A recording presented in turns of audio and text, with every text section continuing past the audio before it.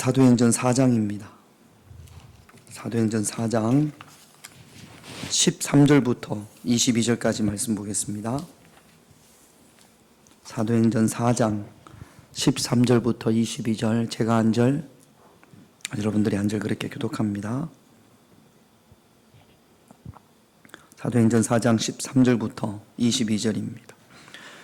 그들이 베드로와 요한이 담대하게 말함을 보고 그들을 본래 학문 없는 범인으로 알았다가 이상히 여기며 또 전에 예수와 함께 있던 줄도 알고 또 병 나은 사람이 그들과 함께 서 있는 것을 보고 비난할 말이 없는지라 명하여 공회에서 나가라 하고 서로 의논하여 이르되 이 사람들을 어떻게 할까? 그들로 말미암아 유명한 표적 나타난 것이 예루살렘에 사는 모든 사람에게 알려졌으니 우리도 부인할 수 없는지라.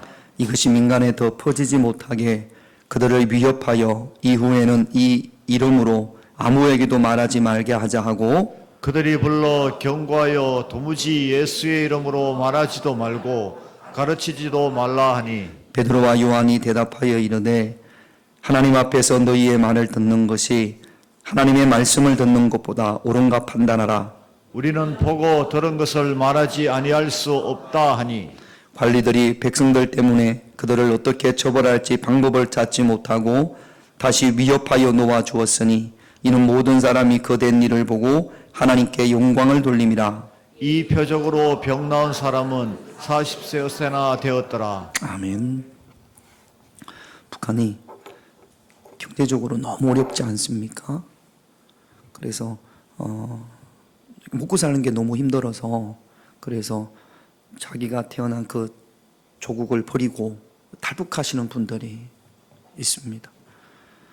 탈북을 하면 가난한 사람들, 이 사람들의 경로가 제가 탈북하신 분들이 TV에 나와서 이렇게 이야기하는 거 보니까 중국으로 와서 중국에서 베트남으로, 베트남에서 미얀마로, 그 다음에 태국으로, 태국까지만 와도 우리나라에 들어올 수 있는 확률이 많습니다. 늘 숨어 다니는, 늘 불안하고 중국에서 베트남에서 라오스로 가면서 늘 불안하고 경찰만 보면 어떻게 할 줄을 모르고 뭐 식당이나 이런 데 가서 밥을 사 먹을 수도 없고 늘 두렵고 불안하고 그렇게 몇 달을 거쳐서 태국을 통해서 이제 대한민국으로 들어오죠. 그분들 가운데 대한민국 국민이 되어서 자기들이 탈북했을 때 지나왔던 그 나라를 유행을 하는 경우들이 있습니다. 대한민국 국민이 된 다음에 탈북했을 때 지나왔던 그 나라들을 다시 갔을 때 두려울까요? 안 두려울까요? 가본 적이 있어야지. 두려울까요? 안 두려울까요? 식당에 들어갈까요? 안 들어갈까요? 맛있는 것도 먹고. 우리 이미영 집사님이 저렇게 이야기하는 것은 조는 분들이 있어서 깨우려고 그렇게 한답니다. 그래요. 그래, 일부러 그렇게 하는 거니까. 뭔 차이죠? 지난번하고 이번하고 탈북했을 때는 막 두렵고 불안하고 그랬는데 대한민국에 들어온 다음에 그 다음에 다시 그 나라를 갔을 때는 두렵지 않습니다. 뭐의 차이입니까? 여권이 있고 없고. 지난번에는 여권이 없었잖아요. 여권은 그 사람의 신분을 보증하는 겁니다. 여러분 혹시 해외에 갔다가 해외 경찰이 누군가 당신 누구요? 라고 물으면 뭘 내밀으면 되죠? 여권을 내밀으면 돼요. 그래서 해외에 나가는 사람들은 반드시 있어야 될 것이 뭐라고요? 여권이라고요. 이 사람의 신분을 보증하는 겁니다. 내가 누구인지. 우리는 누구이죠? 대한민국 국민입니다. 우리나라 여권을 가지고 전 세계에서 못 가는 나라가 거의 없다 그러죠. 북한 외에는 다 들어갈 수 있답니다. 내가 대한민국 국민이라는 신분을 보증해 주는 거거든요. 어디 가서도 당당할 수 있습니다. 오늘 본문의 이야기가 베드로와 요한이 예수님을 전하다가 체포됩니다. 그래서 신문을 받아요. 세상의 권세 앞에서. 그런데 베드로와 요한이 조금도 주눅이 들지 않습니다. 조금도 두려워하지 않습니다. 당당합니다. 왜냐하면 그들에게는 무엇이 있었냐면 사도행전 4장 8절을 볼게요. 같이 있습니다. 이에 베드로가 성령이 충만하여 이르되 백성의 관리들과 장로들아. 여러분, 오늘 이 본문 말씀을 통해서 오늘 제목이 성령이 함께 하시는 사람입니다.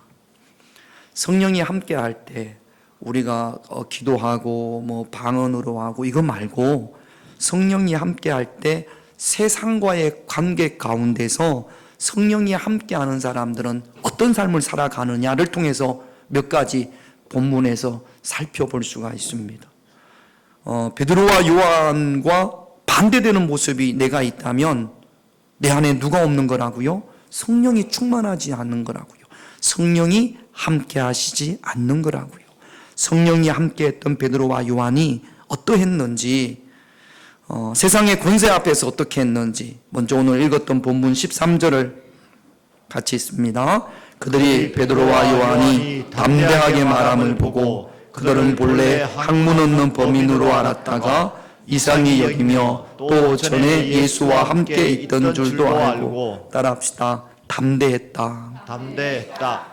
성령이 함께 하시는 사람은 세상의 권세 앞에 담대합니다. 두려워하지 않습니다. 우리 젊은 애들 말로 쫄리지 않습니다. 늘 담대합니다. 당당합니다. 여러분들 앞을 가로막고 있는 세상의 권세가 어떤 겁니까? 질병, 이거 세상의 권세일 수 있어요. 질병 앞에 우리가 두려울 수 있거든요. 불안할 수 있거든요. 초조할 수 있거든요. 그러나 성령이 함께 할 때 그 어떤 질병도, 질병이 없는 게 아니죠. 질병이 있습니다. 세상의 권세가 없는 게 아니에요. 세상의 권세가 딱 버티고 있습니다. 지금 베드로와 요한을 신문하는 이 사람들이 예수님을 십자가에 못 박았던 사람들이에요. 엄청난 권력이 있는 사람들이죠. 전에 베드로는 성령이 함께 하시지 않을 때는 3번이나 부인했잖아요. 요한은 겉옷을 벗긴 채로 도망갔지 않습니까? 그랬던 베드로와 요한이 성령이 함께 하시니까 담대합니다. 가난, 물질, 여러 가지 문제들 가운데 성령이 함께 했던 사람들은 당당합니다. 담대합니다. 우리가 왜 쫄립니까? 무엇 때문에 쫄립니까? 내 안에 성령님이 안 계시니까. 여권이 기간이 만료될 때가 있어요. 해외를 나갈 때 보면 꼭 여권의 남은 기간이 6개월 이상 돼야 된다고 합니다. 그런데 기간이 다 되면 어떻게 해야 되죠? 갱신해야죠. 새로 예권을 받아서 연장을 해야 되죠. 우리 안에 성령도 충만할 때가 있고 소멸될 때가 있어요. 그러므로 늘 성령이 충만해야 될 줄로 믿습니다. 성령이 함께할 때 담대합니다. 요수아가 세상의 권세인 여리고성 앞에서 여리고성이 무진장 높고 웅장했거든요. 세상의 권세입니다. 그런데 조금도 두려워하지 않습니다. 하나님께서 요수아와 함께 하셨으니까. 다윗이 골리앗 앞으로 나갔을 때 골리앗이 세상의 권세거든요. 엄청난 거인이란 말이죠. 그런데 다윗은 조금도 두려워하지 않습니다. 하나님께서 나와 함께 하시기 때문에, 하나님의 영인 성령이 자기와 함께함을 알았기 때문에 당당하게 담대하게 나갈 수 있었습니다. 시편 23편 4절을 보면 같이 있습니다. 내가 사망의 엄침한 골짜기를 다닐지라도 해를 두려워하지 않을 것은 주께서 나와 함께 하심이라. 주의 지팡이와 막대기가 나를 안위하시나이다. 사망의 엄침한 골짜기, 죽음 앞에서도 평화를 잃지 않는 것은 누가 나와 함께 하시기 때문에, 주님이 나와 함께 하시기 때문에. 여러분, 늘 주머니에 넣으면 안주머니에 이렇게 넣어서 만지작거릴 수 있어야 돼요. 해외 나가면 여권, 여기서 이쪽으로 옮기면 제일 먼저 확인하는 게 여권입니다. 여권 있는지 없는지. 가이드들이 몇 분을 묻죠. 여권 가지고 있죠? 여권 확인해 주세요. 그럽니다. 우리는 뭘 확인해야 됩니까? 성령이 내 안에 계시는지. 할렐루야. 성령이 나와 함께 하시는지. 내가 요즘 성령과 교제하는지, 성령의 임재하심이 있는지, 이거 없으면 세상의 권세가 여러분들 앞을 콱 막으면 두려워서 어쩔 수가 없습니다. 여건 없이 해외에 나간 것처럼 똑같아요. 성령과 함께 하시는, 동행하시는, 성령을 소유한다라는 단어가 표현이 그런데 성령을 소유하시는 그런 저와 여러분들이 되시기를 주님의 이름으로 축원드립니다. 아멘. 따라합시다. 성령이여 성령이여 담대하게 하옵소서. 담대하게 하옵소서. 어디 앞에서 담대해요? 여러분 각자 다르겠죠. 여러분들 앞에 놓여 있는 세상의 권세가 우리 모두에게 다를 수 있습니다. 그 세상의 권세 앞에 성령님 담대하게 하옵소서. 평안을 잃지 않게 하옵소서. 성령이 함께 하심으로 베드로와 요한처럼 담대할 수 있는 그런 저와 여러분들이 되시기를 주님의 이름으로 축원드립니다. 두 번째, 우리 13절 말씀을 다시 한번 읽어볼게요. 같이 있습니다. 그들이 베드로와 요한이 담대함의 말함을 보고 그들이 본래 학문 없는 범인으로, 아멘. 여기까지. 본래 무엇이 없는, 배움이 없는 범인이라는 것이 보통 사람입니다. 지금 이렇게 이야기하는 사람들이 누구냐면 성경을 엄청나게 많이 공부한 제사장, 성전 맡은 자들, 사두개인들, 율법학자들, 오늘날로 말하자면 박사들, 박사. 공부를 많이 했어요. 박사들이에요. 특별히 어디에 해박한 사람들이에요? 구약 성경에 해박한 사람들이에요. 혹시 아는 사람이 있을라나 모르겠네. 잘 들어요? 누구한테 제가 물어보겠습니다. 베드로의 직업이 뭐였을까요? 다시 한번. 잘 모르시네. 베드로의 직업이 뭐였을까요? 어부였죠. 어부는 공부를 막, 대학 나와야 어부 됩니까? 대학 나와도 어부 될 수 있나요? 어부들을 너무 하찮게 여기네. 특별히 공부를 많이 안 해도 물고기 잡는 거는 뭐 특별히 무슨 학위가 필요한 건 아니잖아요? 그래요, 안 그래요? 베드로는 공부를 많이 한 사람이 아니에요. 그런데 베드로가 전하는데, 예수님을 전하는데 구약의 말씀과 예수님과 비유를 하면서 전하는데 기가 막히는 거지. 아니, 저 사람이 어느 율법대학을 나왔대?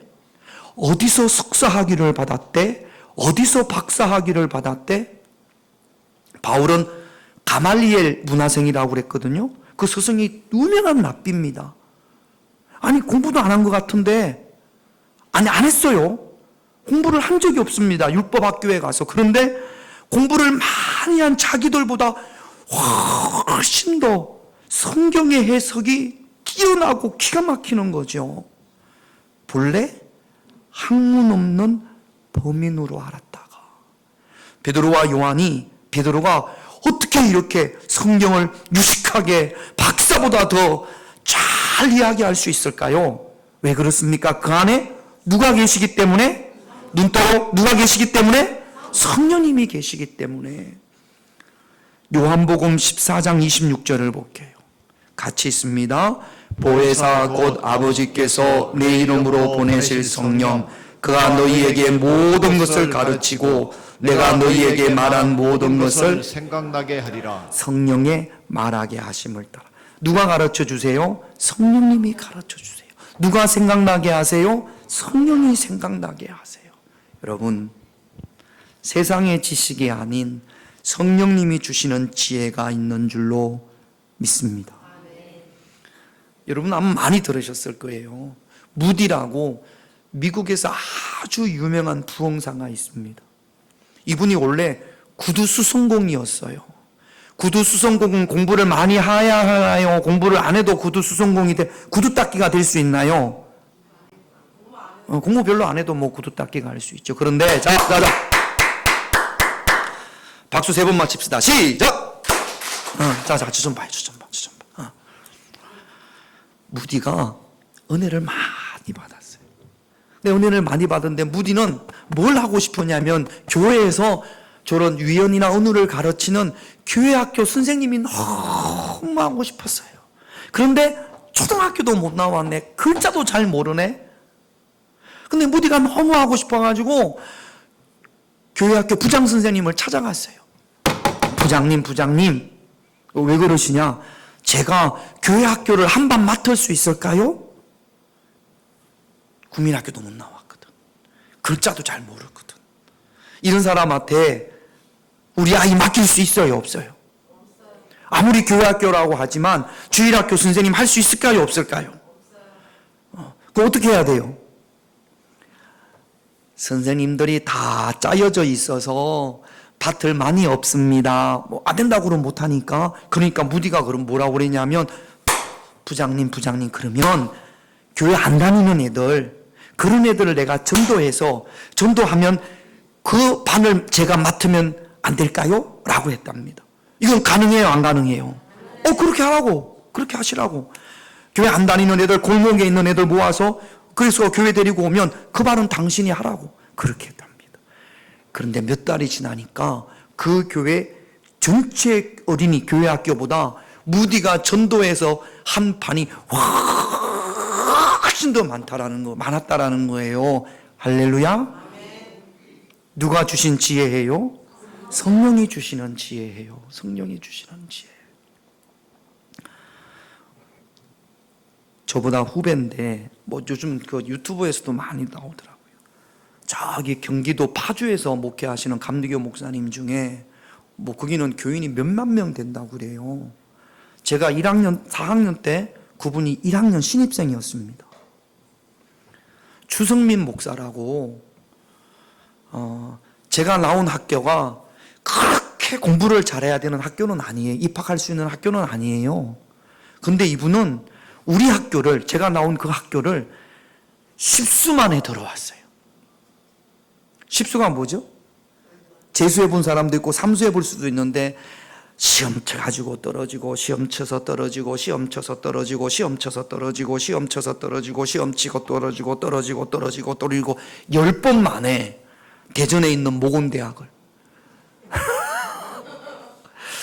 저는 그분이 대단한 게, 공부를 별로 더 못해도 갈 수 있는 신학교가 있잖아요. 감리교가. 그런 데에도 갈 만한데 꼭 모건대학교. 그래가지고 어떻게 합격이 됐냐? 학력고사에서 수능으로 바뀌었어. 그분이 간증이 그래요. 그래가지고 들어왔어요.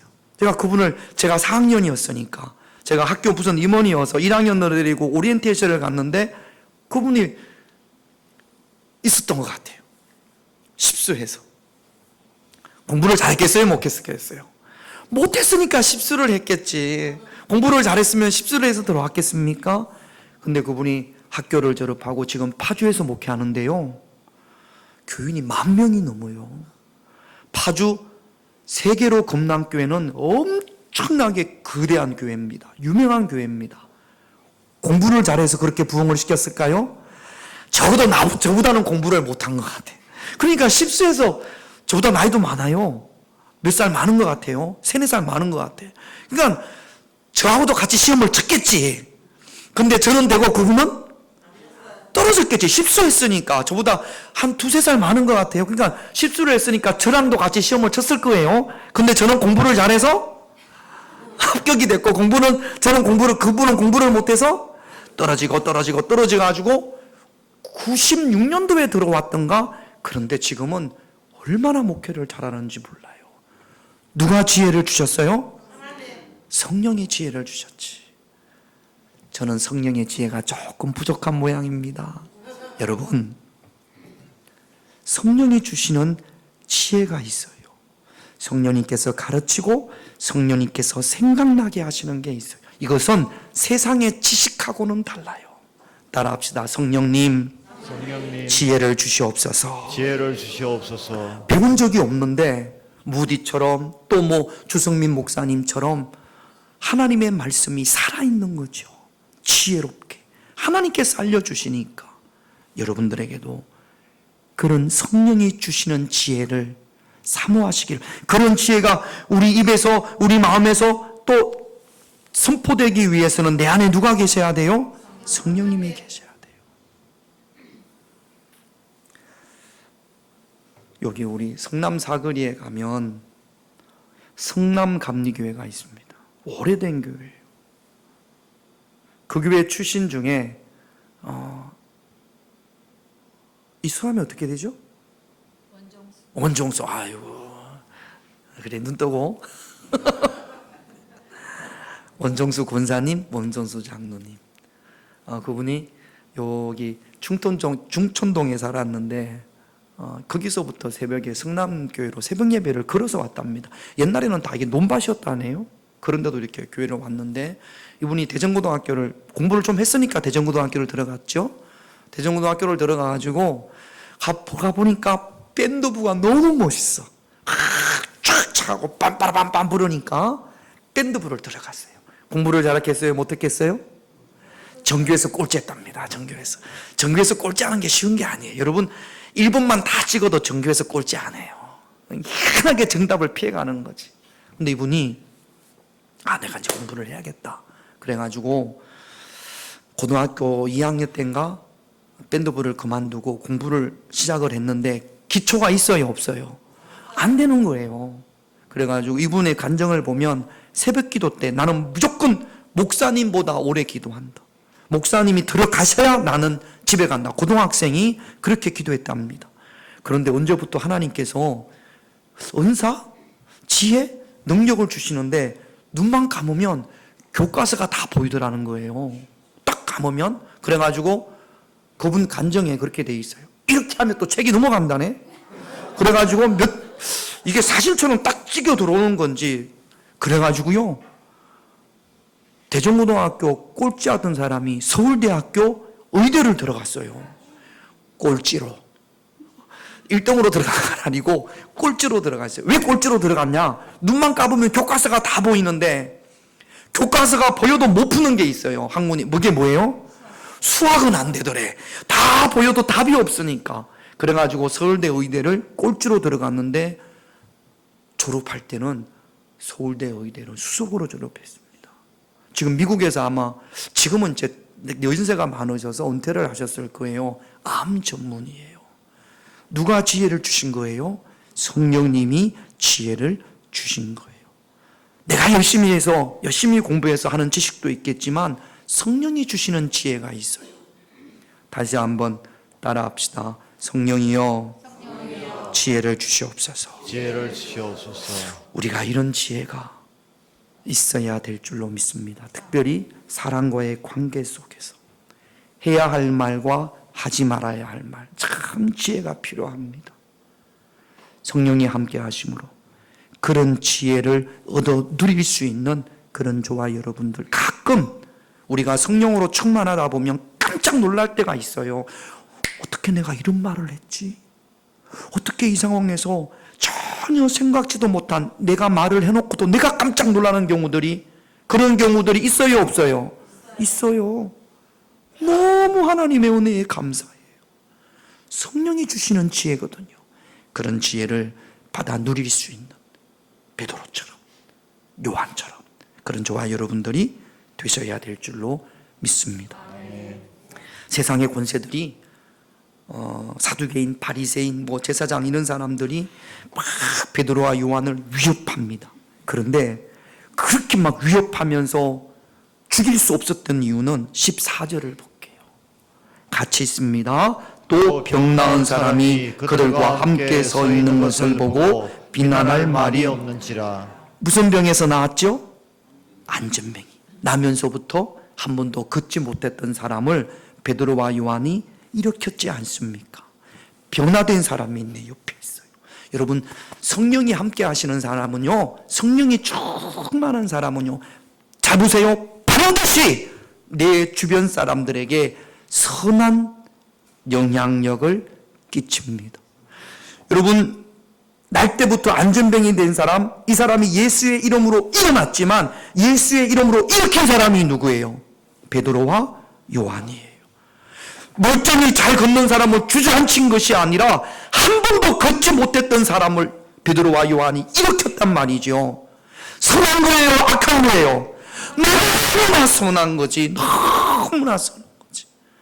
성령이 함께 하시는 사람은 성령으로 본인도 변화되지만 내 주변 사람들을 변화시킵니다. 선한 영향력을 끼쳐서. 기도하는 선한 영향력, 하나님의 은혜 가운데 있는 선한 영향력, 하나님 말씀 가운데 순종하는 선한 영향력을 끼치는 사람, 이런 사람들이 성령님께서 함께 하시는 사람이라고요. 내가 누구인가 선한 영향력을 끼칠 때 내 안에 성령님이 계시는 거거든요. 그런데 나는 내 주변에 한 번도 선한 영향력을 끼치는 그런 일을 한 일이 없어요. 내 안에 누가 없기 때문에? 성령님이 없기 때문에. 여러분, 성령님이 함께 하심으로, 성령으로 충만함으로 내 주변 사람들에게 조금이라도, 눈꽃만큼이라도 선한 영향력을 끼칠 수 있는 그런 저와 여러분들이 되셔야 될 줄로 믿습니다. 성령이 함께하는 사람은요, 섬기고 헌신하고 사랑하고 긍휼히 여기고 배려하고 예수의 이름으로 함께 기도하는 그런 선한 영향력을 끼치는 사람들이거든요. 따라합시다. 성령이여, 성령이여 선한 영향력을 끼치게 하옵소서. 선한 영향력을 그 끼치게 선한 영향력을 우리는 예수의 향기라고 하지 않습니까? 여러분 어떻습니까? 여러분은 내 주변 사람들에게, 자주 만나는 사람들에게, 가족들에게 어떤 선한 영향력을 끼칩니까? 한번 물어보세요. 나는 지난 한 주간도 살면서 내가 선한 영향력을 끼친 게 어떤 게 있을까? 전혀 선한 영향력이 없다면 한번 확인해 보셔야 됩니다. 성령 여권이 만료된 걸 가지고 다니지는 않는지. 만료된 거 가지고 다니면 그 여권에 효력이 없는 거거든요. 그러니까 여러분 한번 확인해 보세요. 내 안에 성령님이 계시는지, 성령이 다 만료된 건 아닌지. 만료되면 어떻게 해야 됩니까? 갱신해야죠. 성령 임재하심이 있어야죠. 그래서 더욱더 기도하고 더욱더 부르짖어야 될 줄로 믿습니다. 성령이 함께 하시는 사람은 반드시 본인도 변화되고 주변 사람들을 변화시킵니다. 선한 영향력을 끼쳐서. 그런 은혜가 저와 여러분들에게 있어야 될 줄로 믿습니다. 또 하나 19절 같이 있습니다. 베드로와 요한이 대답하여 이르되 하나님 앞에서 너희 말을 듣는 것이 하나님의 말씀을 듣는 것보다 옳은가 판단하라. 전하지 마. 예수 전하지 마. 예수의 부활 전하지 마. 존말할 때 눈 떠! 막 이렇게 한 거죠. 막 위협합니다. 협박합니다. 베드로와 요한에게 전하지 말라고! 그러니까, 자, 지금 베드로와 요한은 누구 앞에 서 있어요? 세상의 권세 앞에 서 있어요. 바리새인, 이 사람들이 주로 사내들인 공의원이었을 겁니다. 요즘으로 말하면 국회의원. 이들이 재판도 했으니까 판사 앞에 서 있는 거랑 마찬가지죠. 세상의 권세 앞에 서 있는데 베드로와 요한은 지금 내가 세상의 권세 앞에 서 있다고 하지 않고 누구의 앞에서? 하나님 앞에서. 따라합시다. 하나님 앞에서. 하나님 앞에서. 지금 누구 앞에 서 있어요? 저는 서 있고 여러분들은 앉아 있지. 여러분들은 지금 누구 앞에 앉아 있어요? 하나님 앞에서. 가정에서도 여러분들은 지금 누구 앞에 서 있는 겁니까? 가정에서도 하나님 앞에 서 있는 거란 말이죠. 할렐루야. 하나님 앞에서 거짓말 할 수 있어요? 없어요? 없어요. 거짓말 할 수 없어요.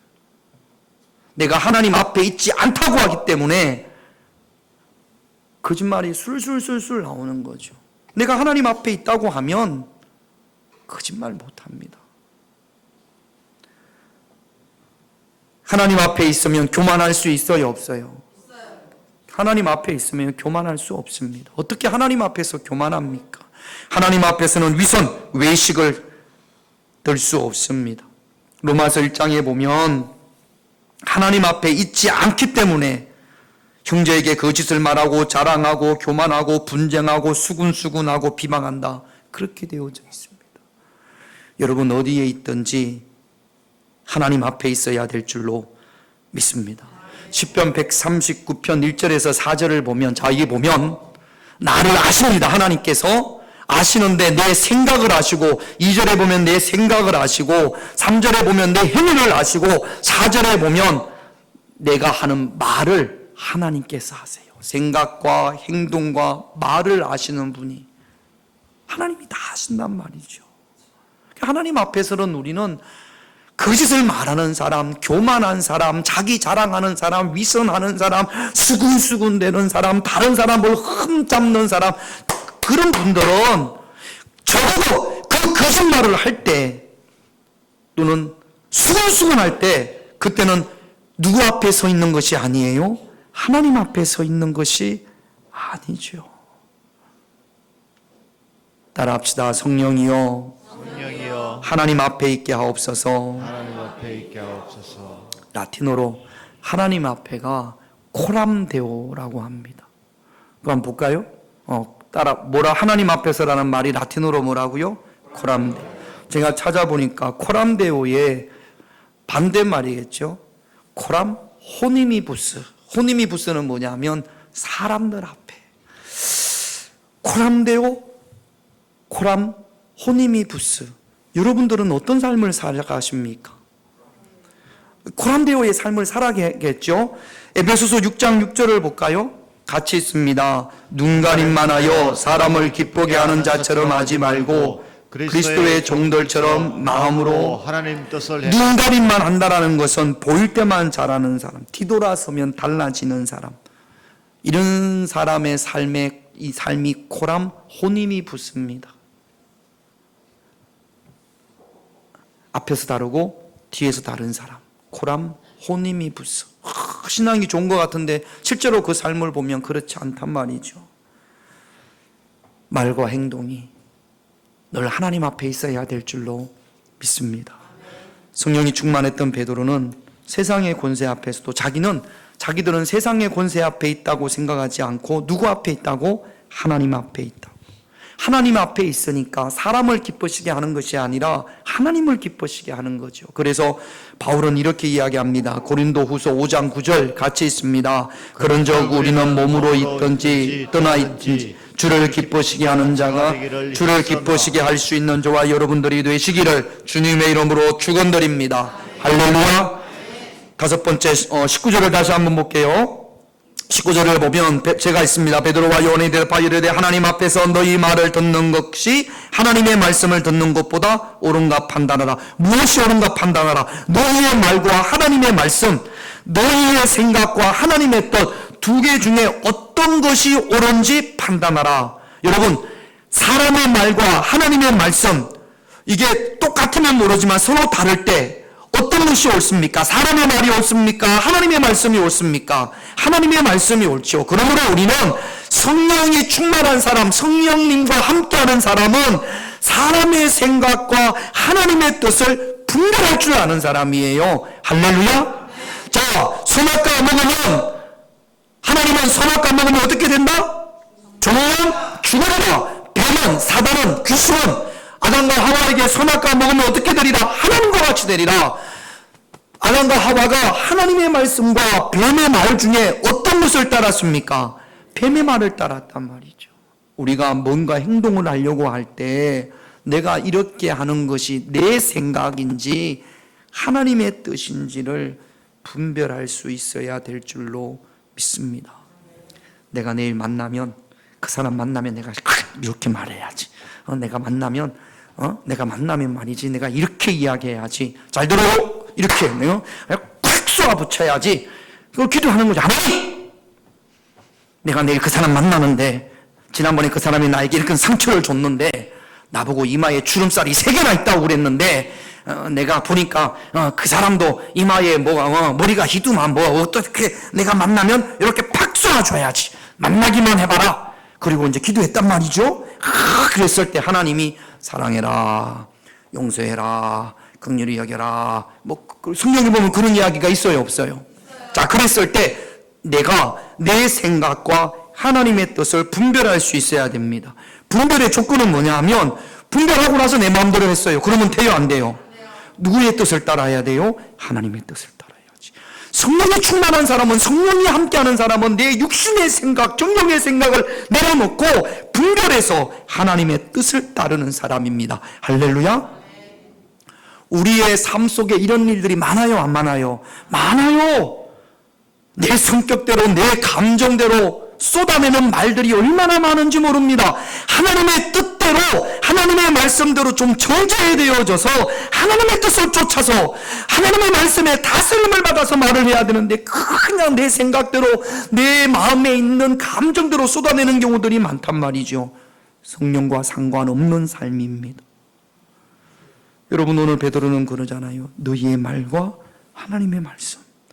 그리고 베드로는 세상의 권세의 말을 따르는 것이 아니라 누구의 말에 순종합니까? 하나님의 말씀에 순종합니다. 잘 들어요. 지금 이 말씀을 듣고 올라가서 밥 먹다가 이야기하다 보면 하나님의 말씀, 하나님의 뜻은 온데간데 없고 그냥 내 감정만, 내 속에 있는 것만 쏟아낸단 말이죠. 성령과 전혀 상관없이. 뭘 확인해야 돼요?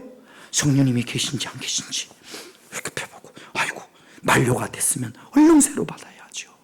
성령님께 함께 하심으로 내 생각과 하나님의 뜻을 분별할 수 있는 그런 저와 여러분들 되셔야 될 줄로 믿습니다. 아멘. 할렐루야. 아멘. 하나만 더 할게요. 넘어가서 21절, 제일 마지막 부분 21절 다음 그래요. 같이 있습니다. 시작. 관리들이 백성들 때문에 그들을 어떻게 처벌할지 방법을 찾지 못하고 다시 위협하여 놓아주었으니 이 모든 사람이 그 된 일을 보고 하나님께 영광을 돌림이라. 베드로와 요한이 한 걸 보고 사람들이 누구에게 영광을 돌린다고요? 하나님께 영광을 돌린다고요. 여러분, 성령이 충만한 사람은 하나님의 영광을 위해 사는 겁니다. 자기를 위해서 이렇게 하는 게 아니고, 자기 이름을 드러내기 위해서 이렇게 하는 게 아니고, 십자가를 지더라도, 누구를 섬기더라도, 예배를 드리더라도 이것이 과연 하나님께 영광이 되는지, 그리고 그 영광을 위해 살아간단 말이죠. 여러분, 우리가 신앙생활을 하면서도 자꾸 하나님의 영광이 아닌 자기를 위해서 일하고 자기를 위해서 어떤 행위를 하는 경우들이, 그래서 사람들이 알아주지 아니하면 그것 때문에 속상해하고 상처받고 그런 일들이 많이 있어요. 꼭 물어보세요. 내가 지금 이렇게 하는 것이 하나님께 영광이 되는지.